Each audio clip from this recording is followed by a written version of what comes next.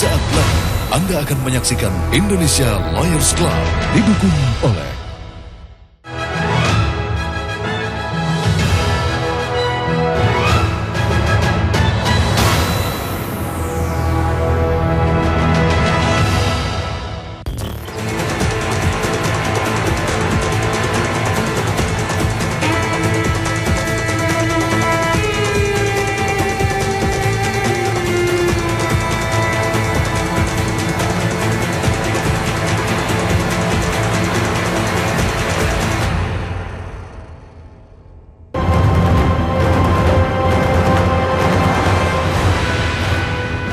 Peta perpolitikan Indonesia seketika berubah pasca dikeluarkannya surat keputusan Menteri Hukum dan HAM yang mengakui kepengurusan Partai Golkar versi Munas Ancol. Tak pelak, langkah Menteri Yasona Laoly ini membuat perseteruan di Partai Beringin semakin meruncing.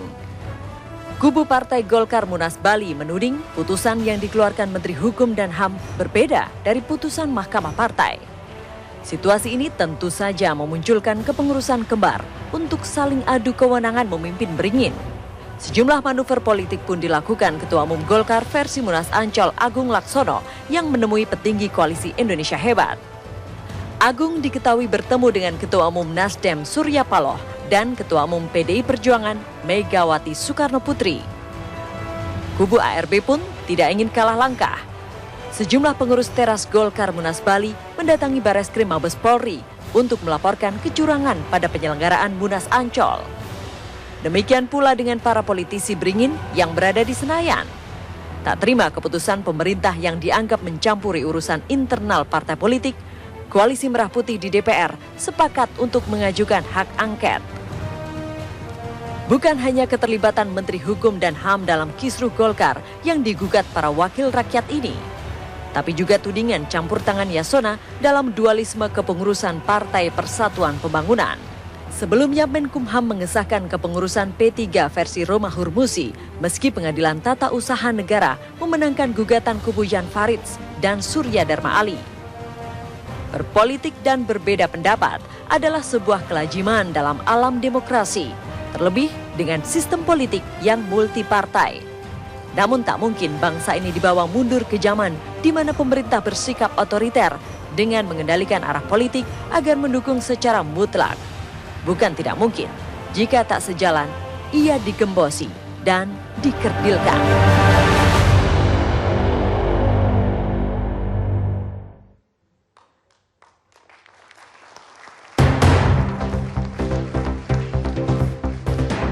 Indonesia Lawyers Club malam ini hadir dengan tema Koalisi Merah Putih digembosi, dan kini kita sambut Presiden Indonesia Lawyers Club, Karni Ilyas.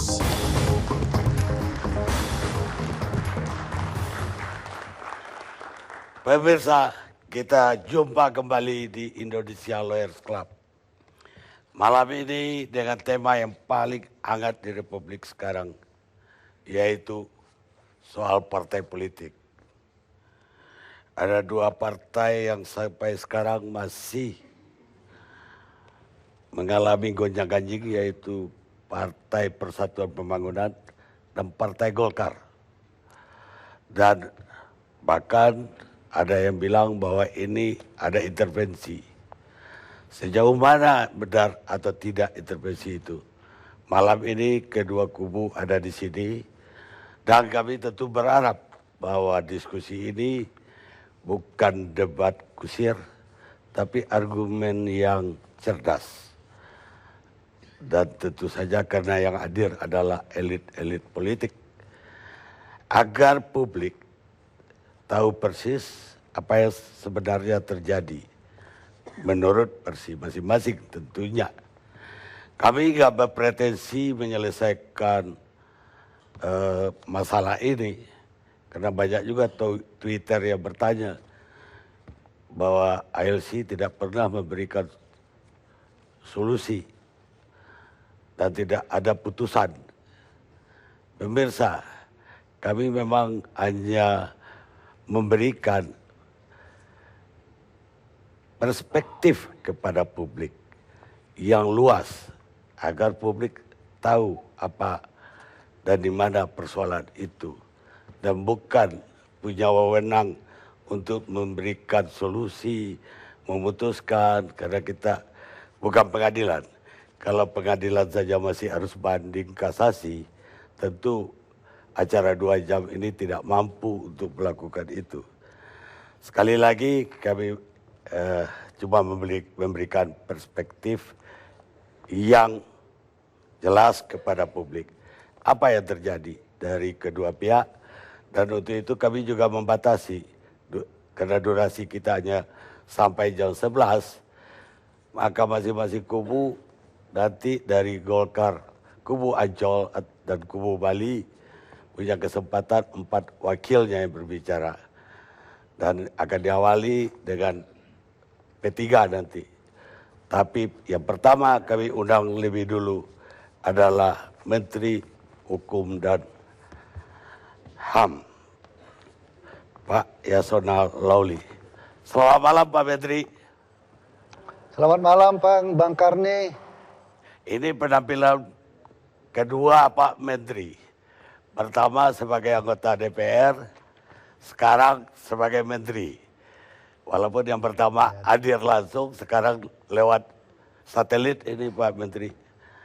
Pak Menteri, Terima kasih. ini Ya, soal Golkar, itu banyak orang masih menafsirkan dengan versi berbeda-beda tentang surat dari Pak Menteri kepada DPP Golkar versi Ancol, di mana di situ bagi mereka ini belum surat pengesahan, baru surat minta susunan pengurus. Yang kedua juga ada semacam tuduhan yang perlu Pak Menteri klarifikasi, karena dari Partai Persatuan mengaku ini diintervensi oleh pemerintah. Kemudian juga sekarang Golkar juga merasa diintervensi. Bahkan ada yang bilang apa ini kita udah kembali ke zaman Orde Baru atau zaman Soeharto. Ini Pak Menteri perlu meluruskan. Silakan Pak Menteri. baik Pak Karni dan teman-teman di ALC yang hadir pada kesempatan ini, saya ingin meluruskan bahwa pertama saya klarifikasi dulu soal Golkar. Karena ini lagi hangat sekarang ini.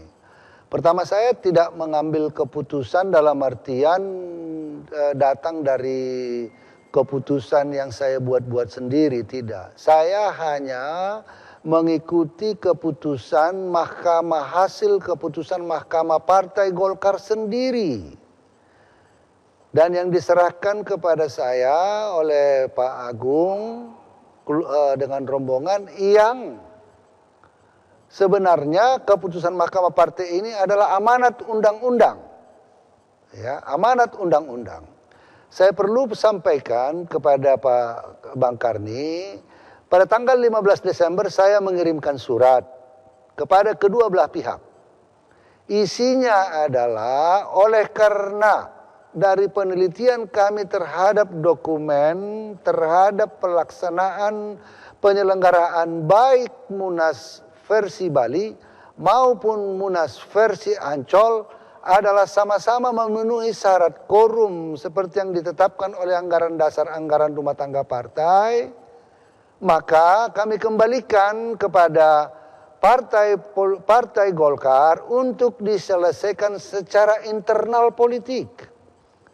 Menurut undang-undang partai politik yang saya sendiri ikut membuatnya dan membahasnya, saya tahu benar filosofi yang ada di balik itu. Sebaiknya diselesaikan secara internal partai politik itu sendiri sesuai dengan ketentuan perundang-undangan. Nah, kemudian Partai Golkar dan sudah kita harapkan bisa mencapai kesamaan pendapat dan menyelesaikan konflik internalnya. Tetapi ternyata konflik itu tidak dapat diselesaikan karena masing-masing pihak masih berbeda pendapat. Bang Karni, kemanapun saya ambil keputusan, pasti salah satu pihak tidak merasa puas pastilah dalam satu kelompok pertarungan yang sangat intens merasakan bahwa saya dijolimi, saya ini tidak sesuai undang-undang, dan lain-lain. Maka dari fakta yang ada, kita melihat bahwa kedua kelompok ini mengajukan gugatan ke pengadilan negeri. Satu ke pengadilan negeri Jakarta Pusat, satu ke Jakarta Barat. Ternyata kedua pengadilan negeri tersebut menyatakan keputusannya menolak gugatan, baik gugatan kubu versi Munas Bali maupun gugatan versi Munas Ancol dengan gugatannya NO, Niet Ontvankelijk Verklaring. Kemudian dalam itu dikatakan harusnya ini adalah keputusan Mahkamah Partai. Ya, harusnya ini merupakan keputusan Mahkamah Partai. Ya, maka ya, berdasarkan keputusan Mahkamah Partai sesuai ketentuan Undang-Undang Partai Politik pasal 32 ayat 5 dikatakan bahwa keputusan Mahkamah Partai adalah final and binding.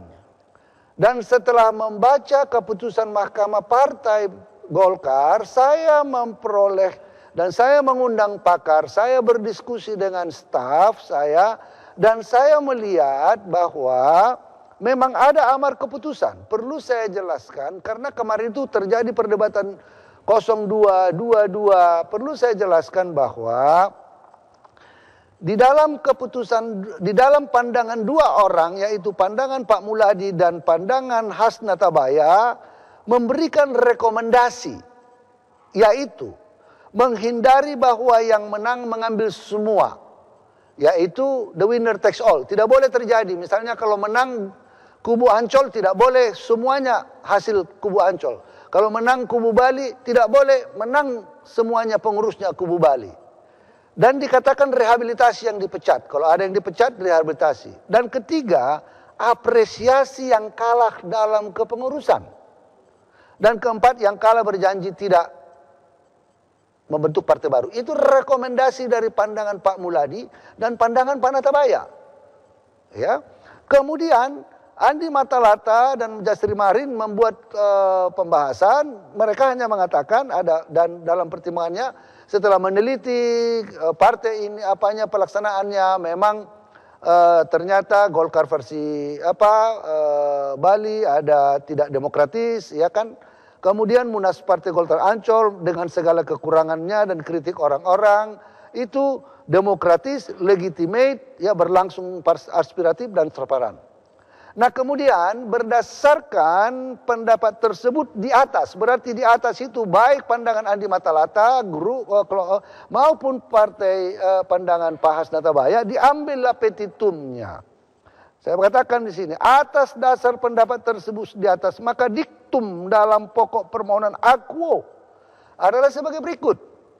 Mengabulkan permohonan sebagian, menyatakan kepengurusan, menerima kepengurusan DPP Partai Golkar hasil Munas Ancol secara selektif di bawah kepemimpinan Saudara Agung Laksono dengan kewajiban mengakomodir kader-kader Partai Golkar dari DPP Partai hasil Munas Bali. Artinya petitum ini, amar keputusan ini mengakomodasi rekomendasi dari Pak Nas Hatabaya dan Pak Muladi. Yang artinya diakui kepengurusan tetapi tidak the winner takes all, tetapi mengakomodasi. Jadi diperintahkan mengakomodasi kubu partai Golkar versi Munas Bali. Dan kemudian meminta mahkamah untuk memproses konsolidasi. Kemudian juga ini adalah pengurusan transisional. Supaya diadakan nanti Munas pada tingkat daerah, provinsi, dan kemudian Munas Golkar selambat-lambatnya tahun 2016. Jadi Munas keputusan Mahkamah Partai, bukan saya yang buat Pak. Itu Mahkamah Partai Golkar. Jangan dibalik-balik. Dan saya jujur mengatakan setelah saya mengeluarkan surat saya ke kepengurusan Munas Ancol sesuai keputusan Mahkamah Partai, besoknya kami ada pembahasan rencana undang-undang KUH pidana. Saya bertemu dengan Profesor Muladi. sehari setelah saya memutuskan dan melakukan surat, Prof. Muladi sendiri mengatakan keputusan Pak Menteri sudah benar. Saya tidak mau mengucapkan itu di depan publik karena itu pembicaraan berdua. Tetapi oleh karena pada sore ini Pak Muladi sudah mengadakan interview dan mengumumkannya melalui media bahwa dia mendukung keputusan Menkumham, maka sebagai anggota Mahkamah Partai berarti benarlah apa yang disebutkan dalam amar keputusan daripada amar keputusan hasil Mahkamah Partai. Saya sebagai Menteri Hukum dan HAM sesuai dengan Undang-Undang Partai Politik mengeluarkan surat meminta kepada Agung Laksono supaya mengirimkan. Dan ini kan begini, mengapa hanya ditunjuk, bacaan saya, mengapa hanya ditunjuk Agung Laksono tidak ikut sekjennya? Karena secara selektif. Berarti diberi kewenangan kepada pengurus Bali untuk menarik teman-teman yang ada di kubu Munas Bali sebagai medium rekonsiliasi. Saya kira itu dia. Karena kepengurusan ini adalah kepengurusan sementara sampai diperintahkan oleh Mahkamah Partai supaya ada Munas 2016. Dan berdasarkan itu saya minta kepada dengan surat, saya katakan silakan kirimkan nama-nama dengan sesuai dengan keputusan Munas Mahkamah Partai yang mengakomodasi kepengurusan dari Munas Bali.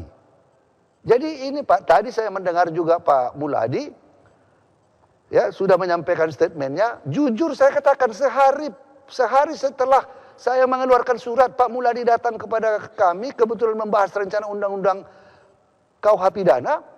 Saya tanya, Pak sebenarnya bagaimana? Sudah benar, sangat benar itu keputusan Pak Menteri. Itu bukan dua-dua. Jadi saya mohon maaf kepada sahabat-sahabat saya ada di sana, ada Pak Ajis, ada Pak Supit ketua saya di Badan Anggaran. Bahkan secara jujur saya juga bertemu setelah surat itu dengan teman-teman dari, ya saya tidak perlu sebut siapalah, dan mendiskusikannya. Saya tidak bermaksud mengintervensi, saya tidak bermaksud. Kalaupun saya misalnya memutuskan yang lain dari situ, pastilah kubu yang sana ribut. Sama dengan kalau saya tidak banding pada keputusan PT UN kemarin, pastilah kubu Romi mengatakan, itu Menteri Hukum sudah disogok itu. Mengapa tidak banding? Ini kan satu keputusan yang simalakama. Tetapi saya hanya berpindah, tidak dimakan mati ayah, dimakan mati ibu.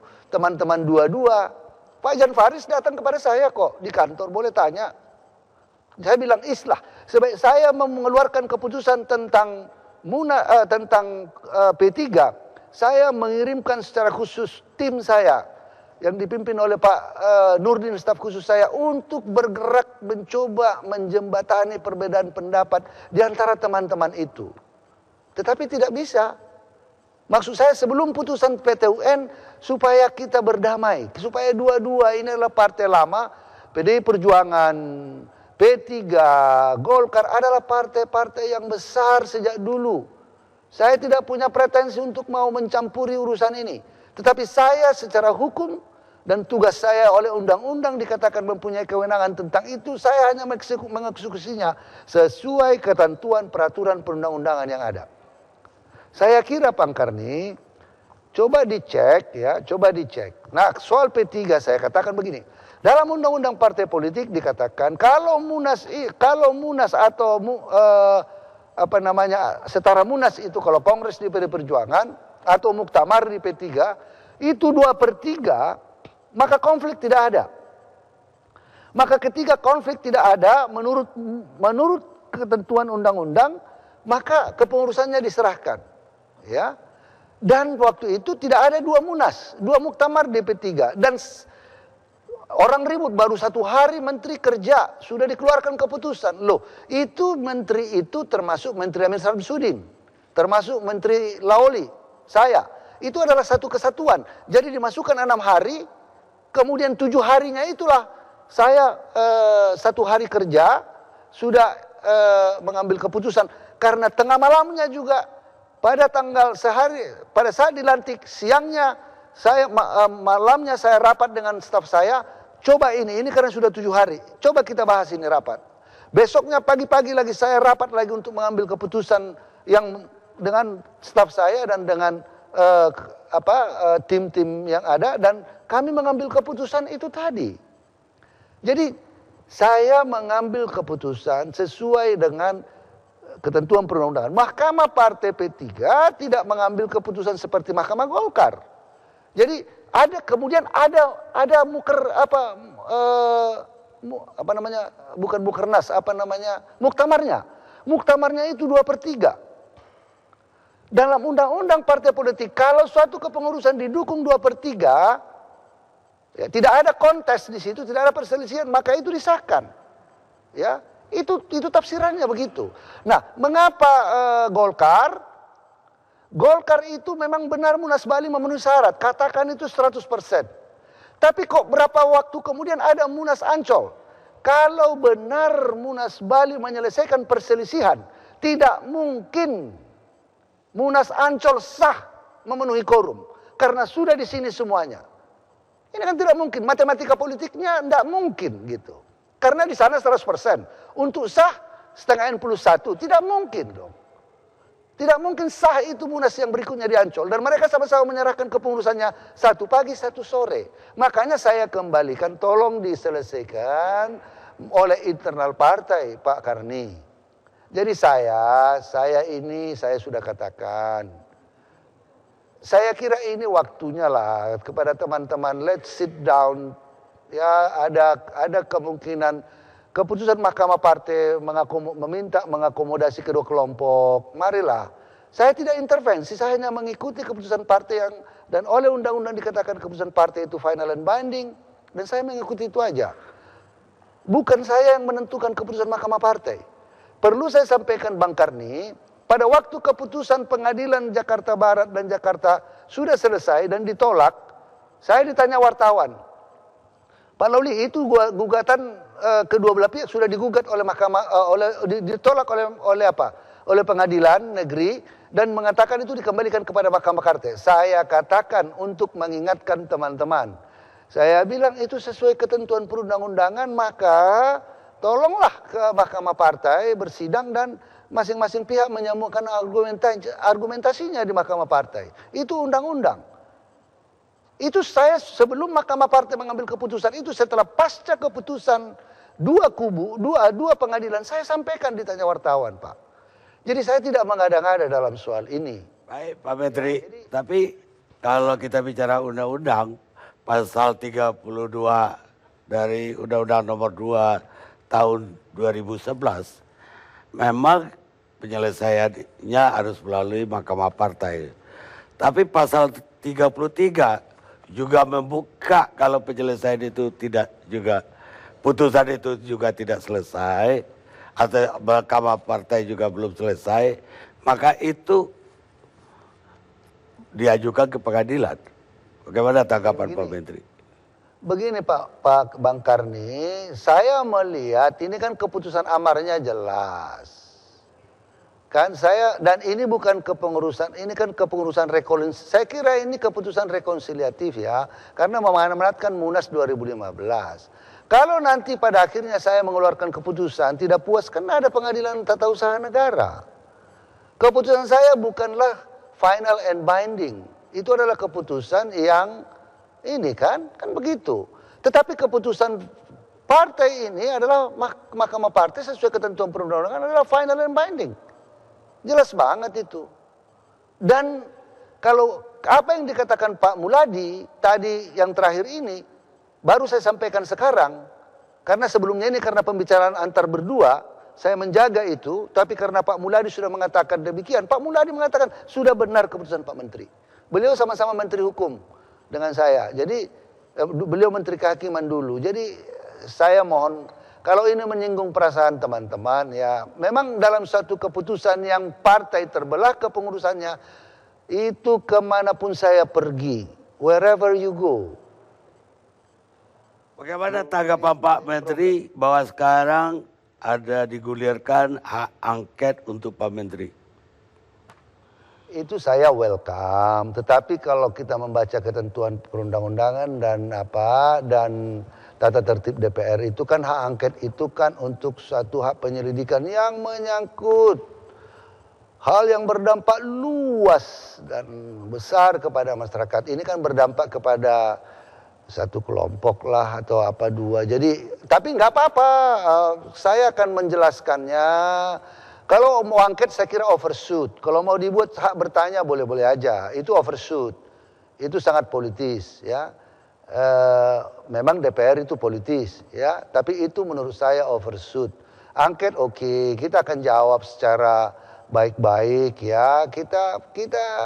Saya open to to discuss dan saya terbuka untuk dikritik. Oke saja. Ya saya tidak ada masalah. Tetapi saya mohon supaya kita ini udahlah duduk baik-baiklah, sudah ada di situ Pak Ajis, Pak Supit, sahabat saya, ketua saya Pak Supit, ya duduklah, ada Pak Halid ini di sini, duduk aja lah bareng-bareng, tinggalkan perbedaan, bertarung 2016 lah, ya kan, supaya masuki aja dua-dua dengan baik. Itu saran saya, tapi itu kan tergantung kepada masing-masing. Saya kira begitu Pak Karni, Bang Karni. Pak Menteri, masih ada dikit lagi tentang P3. Pak Menteri tadi mengatakan satu kesatuan dengan Amir Samsudin. Sementara Amir sendiri merasa apa yang Pak Menteri putuskan itu berbeda dengan yang dia pikirkan. Kalau yang dipikirkan kan berbeda kan karena belum itu Pak, belum dieksekusi aja. Kan waktu itu saya juga mengundang staf berdiskusi dengan baik ya. Itu yang menurut saya lakukan itu tidak di luar rel ketentuan hukum saja.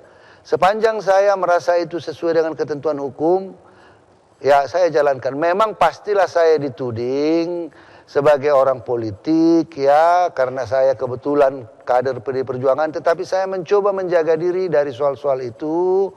Ya, saya berusaha profesional dalam sikap saya, selalu berpijak kepada ketentuan yang ada tentunya. Jadi saya tidak mau, pada waktu Pak Abu Rizal Bakri mengirim surat kepada saya untuk memastikan yang terdaftar di Kementerian Hukum, saya kasih surat. Ya, saya katakan memang di Kementerian Hukum yang saya terdaftar itu ya adalah kepemimpinan hasil Munas Riau. Saya katakan itu ya, dan itulah ketentuannya dan itulah faktanya. Saya langsung diseremprot oleh kubunya Pak Agung Laksono bikin surat begini segala macam. Ya oke, saya mengatakan itulah yang saya hadapi, itulah memang adanya. Jadi saya katakan itu adanya. Saya berjalan dengan bergerak begitu saja. Saya kira no problem with that. Ya, kalaupun teman-teman mengatakan kalau hak angket Pak Ajis saya kira itu terlalu overshoot ya. Interpelasi boleh saya jelaskan. Saya kira itu politicking kalau sampai ke angket karena menurut saya belum memenuhi prasyarat untuk itu. Itu menurut saya, tapi terserah aja. Kita hadapi aja. Saya siap saja. Pak Menteri, ada pertanyaan terakhir, ini juga pertanyaan dari banyak pihak yang juga saya dengar. Apakah keputusan-keputusan Pak Menteri dalam partai politik ini atas restu Ketua Umum DPP PDIP, ataukah Presiden Jokowi, atau pihak lain, atau ini putusan murni Pak Menteri sendiri? Jadi begini Pak Karni, saya ini latar belakang saya akademisi. Saya menjaga profesionalitas dan integritas. Saya takut menceburkan presiden dan ketua umum saya kepada soal-soal yang begini. Tapi setelah saya ambil keputusan, saya laporkan dengan segala argumentasinya. Jadi begitu prosedurnya. Jadi saya laporkan. Jadi waktu ditelepon Pak Presiden, bagaimana soal Golkar? Saya sedang menyiapkan tim Pak Presiden, begini,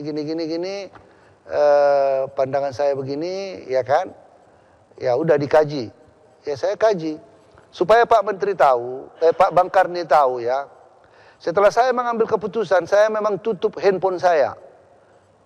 Sore-sore saya menutup handphone saya, sampai saya buat keputusan, karena saya sudah firm dengan itu. Setelah diumumkan baru saya buka. Wah itu supaya kiri kanan saya menjadi tidak jernih nanti mengambil keputusan. Ya, saya menjadi tidak jernih mengambil keputusan. Ya, ada juga sahabat-sahabat saya yang dari partai saya harus jujur mengatakan kok begitu, kok begini, begini. Saya bilang begini, ceritanya begini. Mereka mempersoalkan soal tafsiran dari keputusan Mahkamah Partai. Persoalannya di situ, Bang Karni. Ya, tapi saya kira oke. Saya dengar Ya, justru jadi saya dari kira- teman-teman Pak Menteri. Baik Pak Menteri, terima kasih banyak atas waktunya. Saya minta Pak Menteri gak kapok untuk muncul di ILC untuk masa-masa yang akan datang. Kita berharap banyak dari Pak Menteri Hukum dan HAM.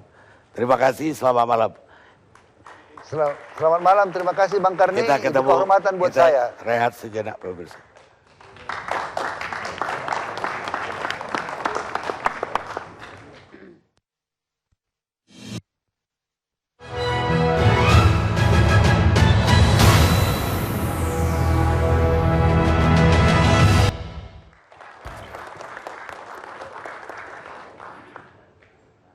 Pemirsa, kita lanjutkan diskusi kita. Sekarang saya mau ke P3 dulu. Ada Pak Yan Farid dan Pak Surya Dharma Ali.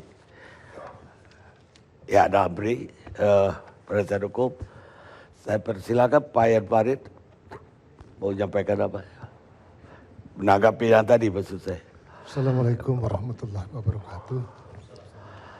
Terus terang, statement Pak Menteri menarik dan terkagum-kagum saya dibuatnya. Jadi di satu pihak Golkar itu yang digunakan keputusan Mahkamah Partai. Kalau di Partai Persatuan Pembangunan yang digunakan itu hasil muktamar. Jadi ada dualisme penjelasan oleh beliau. Padahal beliau menyatakan beliau adalah bagian daripada menteri terdahulu. Artinya surat menyurat yang dikeluarkan oleh menteri terdahulu mengikat juga untuk beliau. Nah, mari kita lihat surat Menteri Amir Samsudin. Amir Samsudin mengeluarkan surat melalui Dirjen AHU menyatakan menolak pendaftaran dari kubu Surya Dharma dan kubu Romi dengan meminta kepada para pihak untuk islah dan membawa masalah ini kepada Mahkamah Partai. Membawa masalah ini kepada Mahkamah Partai. Atas dasar petunjuk Kumham, permasalahan ini kita bawa ke Mahkamah Partai. Sampai ke Majelis Syariah. Mahkamah Partai memutuskan antara lain kubu Muktamar Surabaya dinyatakan oleh Mahkamah Partai tidak syah. Kubu Muktamar Jakarta itu dinyatakan sah. Karena prosedurnya melewati advice yang diberikan oleh Menkumham. Kita ikuti, Menkumham, bukan Menkumham. Menkumham dan Mahkamah Partai dan Majelis Syariah. Ini yang kita ikutin, turunan daripada keputusan Pak Menteri sebelumnya. Tiba-tiba nggak ada hujan, ada muktamar yang tanpa melihat surat beliau yang terdahulu, tanpa melihat keputusan Mahkamah Partai yang ditembuskan juga kepada kementerian, keputusan Majelis Syariah yang juga ditembuskan ke Kumham, ya kan? Itu nggak dilihat sama sekali. Beliau setelah dilantik langsung menandatangani persetujuan untuk pengesahan kubu Muktamar Surabaya. Ini saya anggap satu keajaiban, salah satu keajaiban dunia. Karena untuk P3 ini yang dilihat adalah muktamarnya, Mahkamah Partainya tidak dilihat. Kalau Golkar yang dilihat Mahkamah Partainya. Loh, jadi menteri ini mau lihat yang mana? Ya kan, harusnya beliau itu konsisten kalau mau pakai undang-undang 3233, pakailah itu undang-undang. Jangan dimodifikasi. Masa sih ada keputusan satu sama lain berbeda? Apa bedanya? Ya kan, Undang-Undang 3233 itu nggak ada bedanya. Keputusannya jelas, harus melalui Mahkamah Partai. P3 sudah melewati Mahkamah Partai dan tidak ada komplain dari pihak lain. Tidak ada komplain dan tidak ada pernyataan keberatan. Kalau mereka keberatan, mereka akan mengajukan ke pengadilan. Nggak ada keberatan dari pihak mereka. Artinya para pihak menerima keputusan Mahkamah Partai dan Majelis Syariah untuk pengesahan Muktamar Jakarta. Nggak ada keberatan. Loh kok tiba-tiba Kumham mengesahkan. Pengesahan itu kita petunkan. Keluar putusan selah yang menyatakan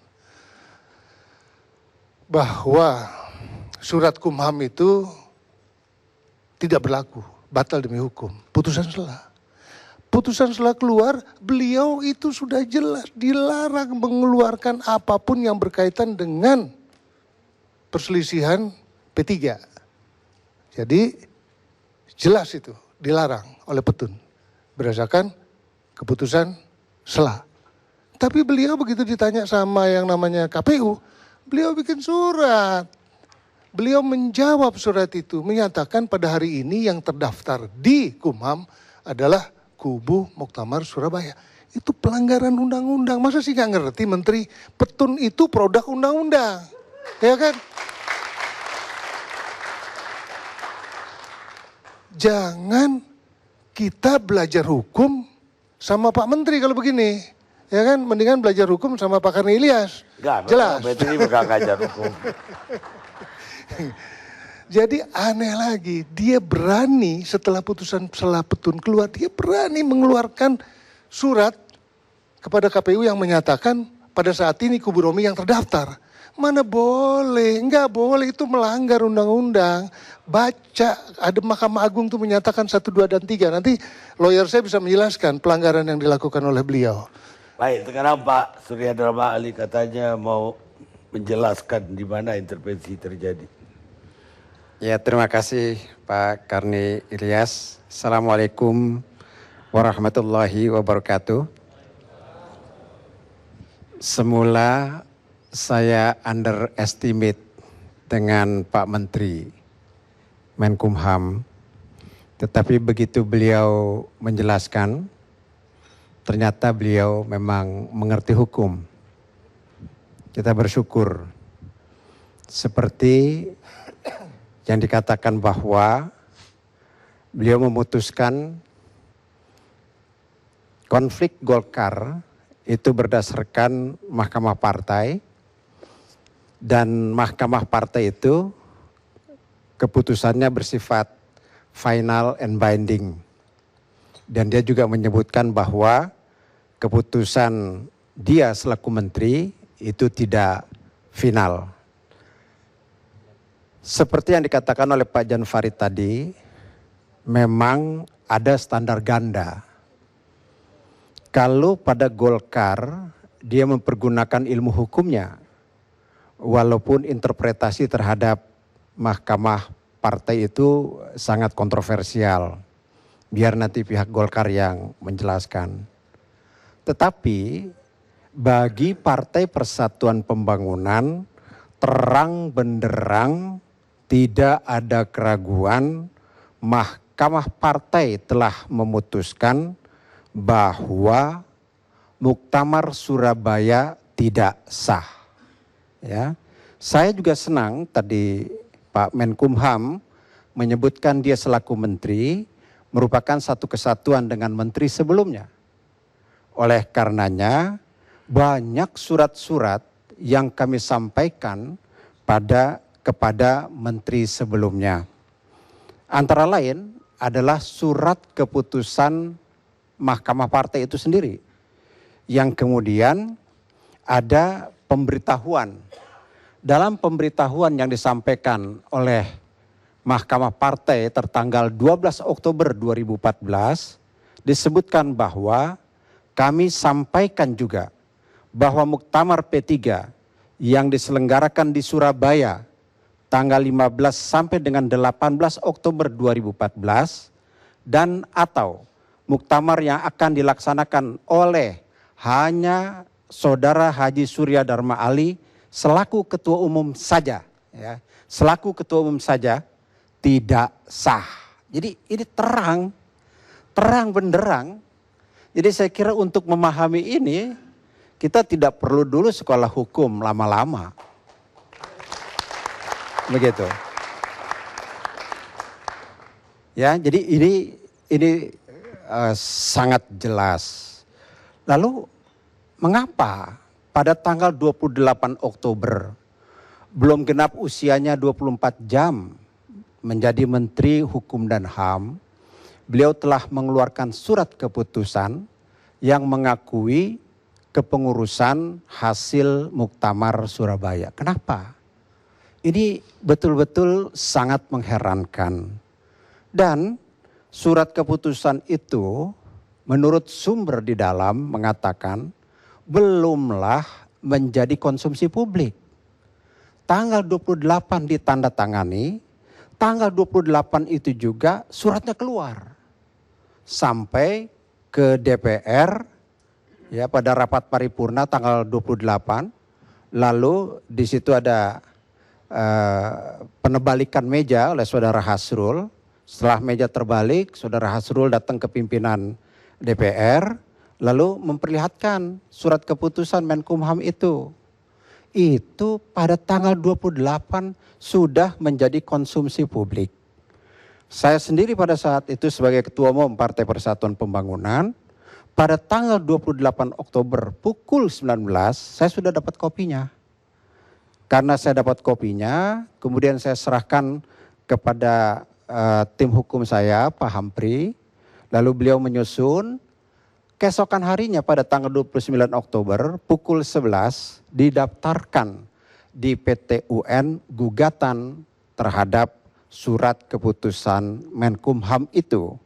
Nah, Pak Karni, ini saya menduga ini adalah satu-satunya surat keputusan tercepat di dunia yang digugat ke pengadilan. Ya, digugat pengadilan. Jadi saya berharap ya Pak Menkumham melihat ini dengan jernih, dengan ilmu hukumnya.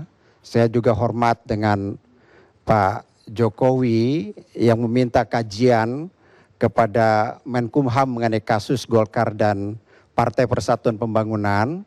Tetapi alangkah baiknya Pak Jokowi tidak mengambil informasi dari satu sumber.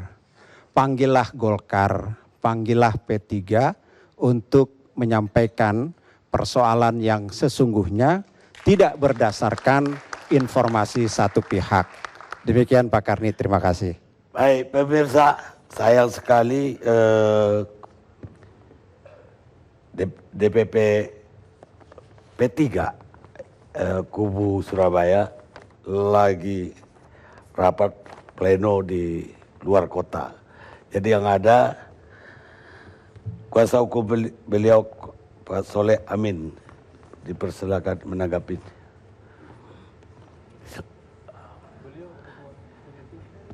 Oh, tadi dibilang aja ada yang rapat Pak Robi. Oh. Baik, terima kasih Bang Karni. Assalamualaikum warahmatullahi wabarakatuh. Kami berterima kasih pada kesempatan yang baik ini bisa menjelaskan kepada publik dan kepada kita semua terkait dengan Muktamar Surabaya. Itu dilaksanakan pada tanggal 15 sampai 17. Kemudian seluruh berkas kita lengkapi tanggal 21 Oktober. Lalu pengesahan Menteri Hukum dan HAM itu tanggal 28 Oktober.